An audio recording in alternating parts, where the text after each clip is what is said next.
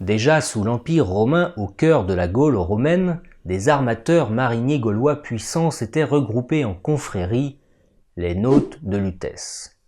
Il s'agissait de marchands de l'eau qui avaient pour responsabilité d'approvisionner l'ancienne ville de Paris, Lutèce, par voie fluviale.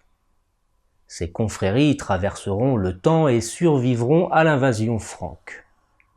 Il fallut attendre l'année 1160 pour retrouver sa trace. Nous sommes sous le règne de Louis VII le Jeune. Ainsi, le royaume de France verra éclore au fil du temps ces communautés de métiers qui seront au XVIIIe siècle plus connues sous le nom de corporations de métiers. Qu'étaient ces communautés de métiers? C'est ce que nous allons voir. Bon épisode. À partir du XIIe siècle, des artisans d'une même profession allaient se regrouper volontairement pour défendre leurs intérêts. Petit à petit, ces corps de métier ou anses ou guildes, selon la situation géographique, se feront reconnaître par le seigneur, puis par le roi lui-même. La communauté était dotée d'un règlement qui au début était rudimentaire, mais qui sera par la suite plus richement fourni. Personne ne pouvait s'installer et vendre une marchandise sans appartenir au métier et y être passé maître. Les communautés de métiers connurent leur période de maturation au XIIIe siècle grâce à Étienne Boileau, nommé prévôt de Paris par Saint-Louis. En 1268, il rédigea le livre des métiers qui permit de répertorier tous les métiers de Paris accompagnés de leurs coutumes et de leurs règlements.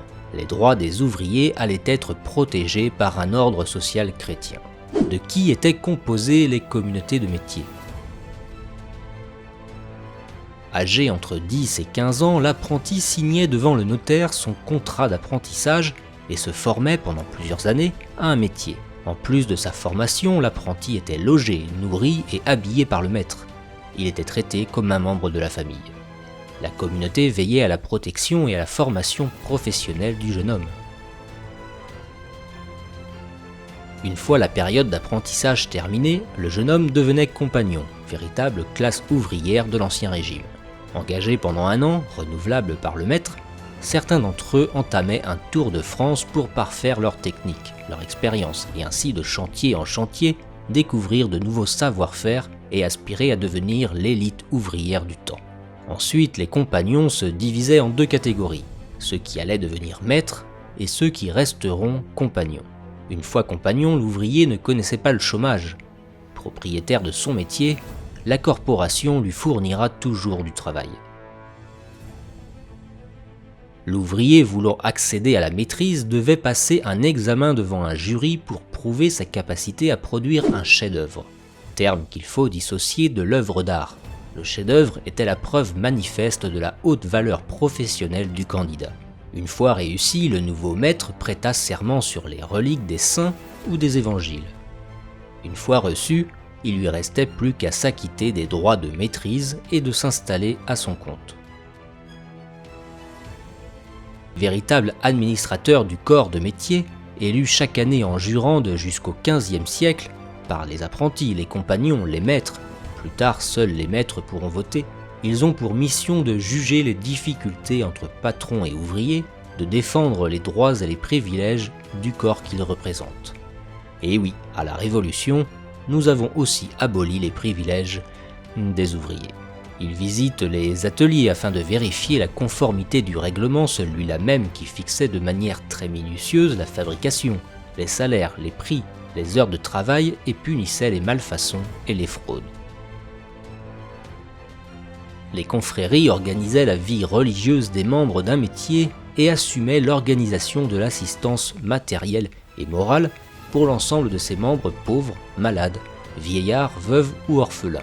Le but spirituel de la confrérie était évidente. Chacune d'elles avait un saint pour patron et élisait domicile dans la chapelle d'une église paroissiale. Elles furent une magnifique illustration de la charité chrétienne, véritable structure de cohésion et de charité entre les hommes.